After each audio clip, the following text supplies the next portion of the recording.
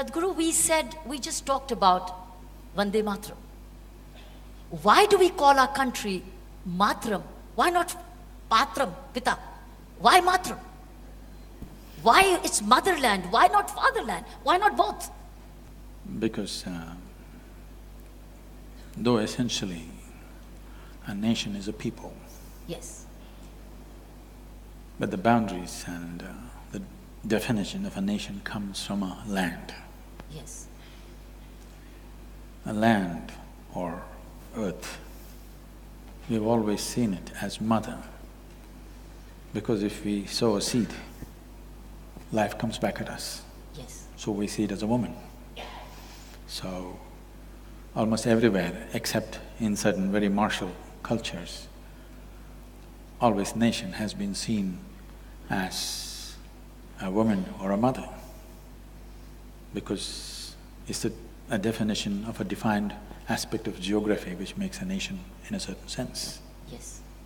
Is that the only reason? When did it begin? I would say it began with this nation because this is the oldest nation on the planet. It defies what people think is a nation today. The modern nations are made. People are making nations based on language, religion, race, ethnicity, maybe a little bit of ideology, one or two. Essentially, it is the sameness of people which makes a nation. But we, as we have known this nation for over 8,000–10,000 years as Bharatvarsh, we have never defiled ourselves with sameness. If you drive 50 kilometers, people look different, wear differently, eat differently, speak different languages, everything is different. So what makes this one nation? When the Europeans came here, they went about saying, this country that we have heard about, it doesn't exist. Because there's nothing binding this, how can they say this is a nation? But for over 8–10,000 years, within this subcontinent and also in the remaining part of the known world of those days, everywhere people refer to this as one nation, though at some points we were over 200 political entities. Yes. So what is it that makes this nation? Yes. This is something the leadership in this country and the people of this country must really look at. It is not language, it's not religion, it's not race, because this nationhood predates all religion. When there was no religion, there was this nation. We call this Hindustan. It did not mean representing a particular group of people who belong to a certain religion, it was only a geographical description. The land between Himalayas and the Indus Sarovar is Hindustan. It does not represent a particular religion. We never had a religion, we still don't have, we're struggling to compete with others, but we still don't have. Because this is not a religious identity, this is a geographical and cultural identity. But what kept us together for so long? No nation on the planet has stayed together for so long.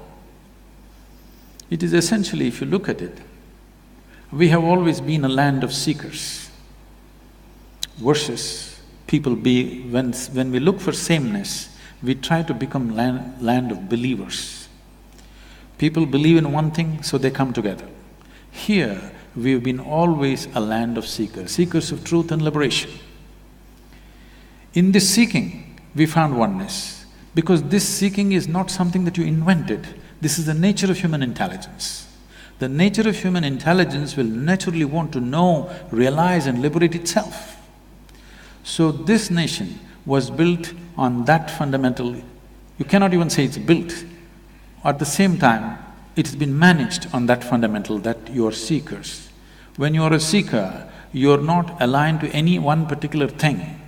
It is just that you're aligned to the life process within you, and that never goes wrong. Always, every life, it doesn't matter how badly you contaminate them with belief systems, with brainwashing and whatever you do, still An individual, once his survival is taken care of, he seeks to know, he wants to know what is the nature of his existence, what is everything around him.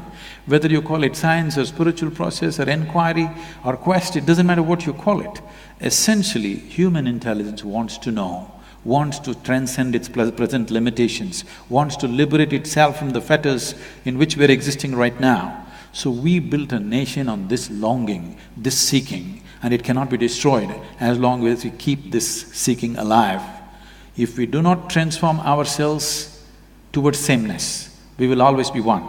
If you try to transform yourself towards belief and sameness, we will not be one. Then was that Bharata? Yes. Is India different? Has India changed and changed the Bharata? Was that Bharata? Bharat. Bharat. Bharat means Bharata.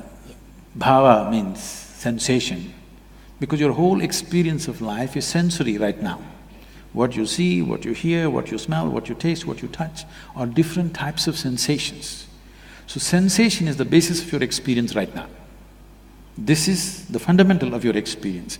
Bha means sensation, out of which comes emotion. Right. Ra means raga, or the tune. The tune is not yours. The existence has already set the tune.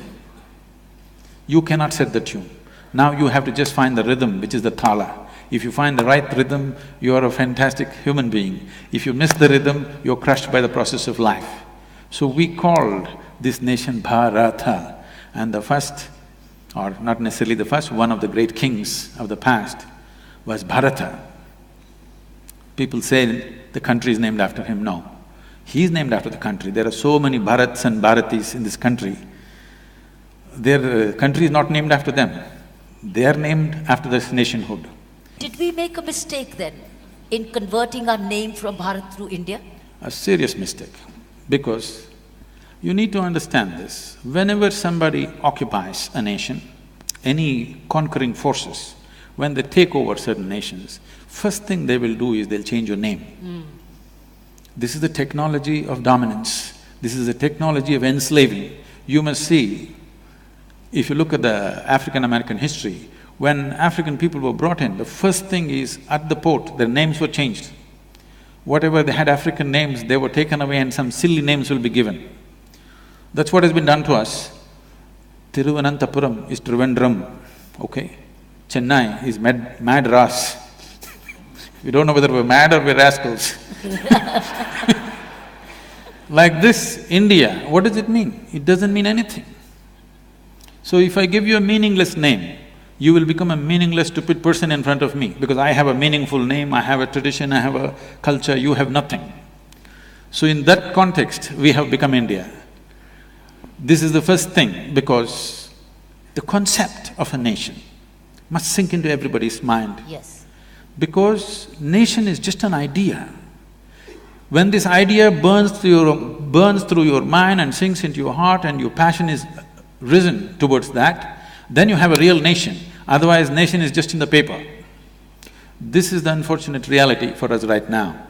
So at least when they left in 1947, the first thing we should have done is change the name in such a way that it resonates in some way in everybody's mind. Right. Now you are using an English name for an Indian nation. Hardly 2–3% of us can speak English language in this country properly, okay? The remaining people are essentially left out. I think this is one thing I would like to request the present Prime Minister. We must rename this country in a way it reverberates in everybody's hearts. Wow.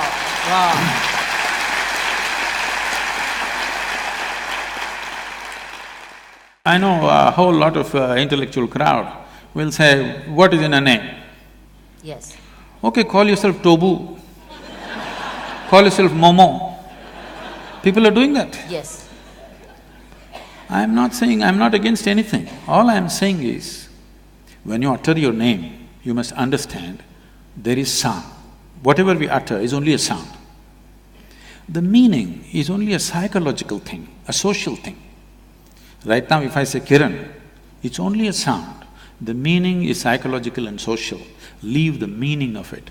The sound is existential and it has a power. Bharat has power. This power has to reverberate through everybody's hearts in this country. And the idea of what it means to be an Indian, the fundamental concept, 5 things you must know about being an Indian. This must get across to every human being. Because if every human being who lives in this country, if his aspirations are not the same as the national aspiration, then you don't have a nation, you just have names. It is not just that the name will do everything. Name has to inspire passion in people for the nation. Yes. Right now, they have only hormonal passions going, there's no passion for the nation. Yes. Okay? Yes. So that is why what is happening to the woman is happening. Yes. So, it is not that a name is a solution for everything, but nationhood. Why nationhood is important is, why can't we think about the whole world? We can. But nationhood is the largest piece of humanity that you can be committed to right now. That's why a nation is important. When we say you are committed to this nation and its well-being, that means at least if not 7.2 billion people, at least you're committed to 1.2 billion, 1.25 billion people, which is a great step from being committed to your own personal well-being. Yes. So in that sense, nation is important. As a spiritual being, for me, I'm not a nationalistic person that way. I would like to look at every human being and every creature on this planet the same way, that's how I am. But nation is important because the scope of one's passion, involvement and concern has expanded beyond likes and dislikes of 2 people sitting here. I think with the return, as we notice, return of Hindi much more. In the last 10 days, Hindi has returned much more. So we might hear Bharatvasi much more, Bharatiya much more. You're leaving us out, we are from the south. Then you learn a little bit of Hindi then. No, we won't. You won't? No. Why? That is why I'm telling you, it is not the sameness which binds us. We are different people, but we are fine together. That is the nation, that is the nature of this country. That is what has to be encouraged. Okay. You don't try to teach everybody Hindi. You don't try to teach everybody Tamil. I speak Tamil, you speak this thing, you eat paratha but I eat idli, I think that's the best thing, you think that is the best thing, it doesn't matter. But we have no issues. In the same family you can work… 5 people are there, they're worshipping 5 different gods, but no problem, in the same room. I don't see an imposition, I see more of a promotion. That's what I feel. That will happen anyway. We are in a cusp, we are in a position today, we've got a decisive mandate. I'm not being political, but that's a political reality today. We have a decisive mandate today. Where does this mandate begin from? And where do we all fall in? Where do we fall in place? Because this is being webcasted and millions of people are watching you all over the world as Indians. I think we've got 2 responsibilities. One is a people's responsibility, I have the other is a decided leader's. from now on I will not use the word Indian.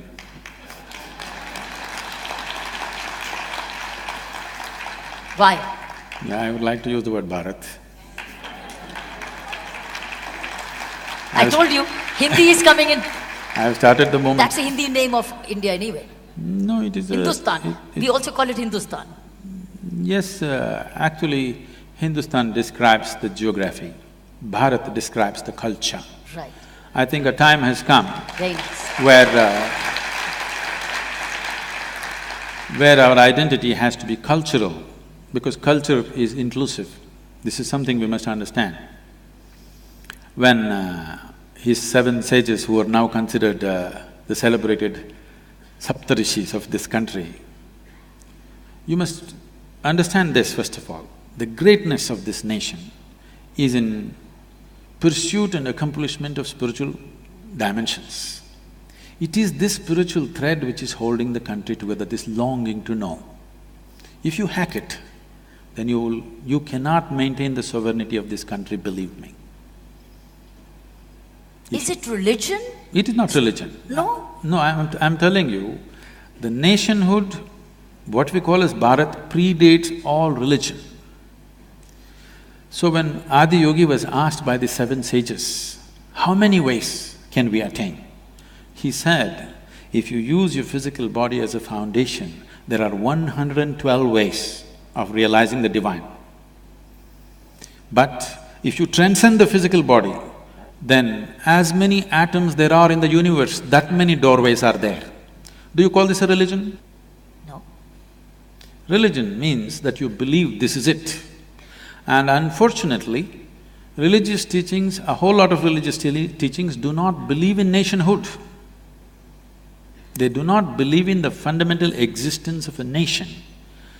Now, this is not about going with somebody, for somebody, no. First of all, we must decide, are we a nation? If we are, the idea of a nation should be burnt into everybody's head. How? Where do we begin from? Schooling, of course. With the teachers with no general knowledge?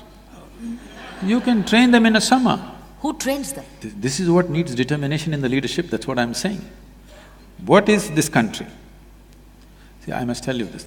The United States of America, in the 20s particularly, when a whole lot of Italians and others, particularly Italians, a lot of them moving to United States, now they speak their own language, they eat their own food, they're among themselves, they will not mix with the so-called American thing because their culture they think is richer, they're somewhat, like a exuberant population like India at that time, so they won't mix.